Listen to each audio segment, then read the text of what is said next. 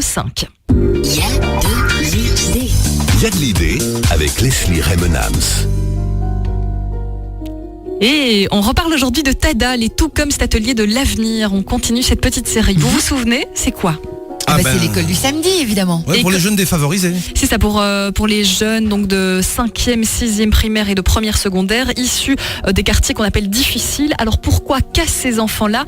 Eh bien parce que ce sont les enfants qui sont issus de familles socio-économiques défavorisées qui statistiquement ont le moins de chances de trouver leur voie parce qu'ils ne peuvent pas vraiment parler ni débattre à la maison parce qu'on ne les comprend pas forcément. Du coup, il y a des ateliers qui sont organisés dans des ateliers de Saint-Josse, Molenbeek et à Bruxelles. Et donc l'idée, c'est vraiment de leur laisser la porte entrouverte, de leur montrer tout ce que la société a à leur offrir. Ce sont donc, vous l'avez dit, des écoles qui sont organisées donc durant l'année scolaire le samedi. Les cours sont donnés par des professionnels qui sont passionnés, qui viennent de secteurs totalement différents. Ça va des entrepreneurs à des ingénieurs, en passant par des maçons, des pompiers, des mécaniciens. Il y a des modules. Ces modules durent 4 samedis. Écoutez, Sophie Foots, c'est la fondatrice des ateliers. Elle prend l'exemple du module qui concerne le droit.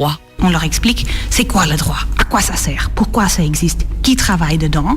Et puis les enfants vont découvrir d'un côté la société, le droit, nos valeurs de notre démocratie et de l'autre côté tous ces métiers et les compétences qu'il faut avoir pour ça. Donc les avocats, le cours des avocats, ils vont apprendre à plaidoyer un cas.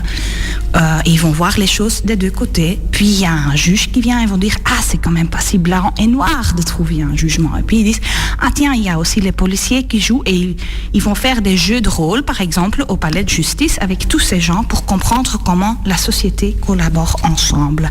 Et l'idée, c'est de leur montrer comme ça comment la société fonctionne, comment tout est lié, et aussi de dire, voilà, ça c'est plus tard, et ça sert à quelque chose de faire de ton mieux à l'école pour plus tard. Et c'est vrai que plus tard, c'est un mot qui est super abstrait. C'est difficile de savoir ce que ça veut dire quand on a à peine 10, 11 ans.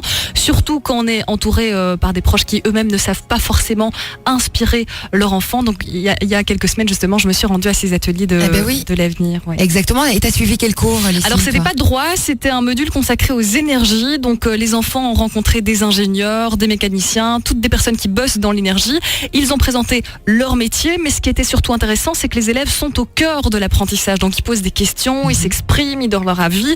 Et le tout, et c'est ça qui est top, c'est que c'est des cours très très pratiques. Écoutez, Kevin qui est ingénieur et les enfants qui doivent résoudre son problème. On a décidé que l'école avait besoin d'électricité et il y a l'alternative de couper un arbre dans la cour de récréation et d'y mettre une éolienne ou bien de mettre une petite unité de production à charbon. Et donc les enfants doivent argumenter les raisons pour lesquelles on préférait une éolienne ou les raisons pour lesquelles on préférait une petite unité au charbon. Qu'est-ce que vous pensez les enfants ? Pourquoi vous êtes pour l'éolienne ou pourquoi vous êtes pour le charbon ?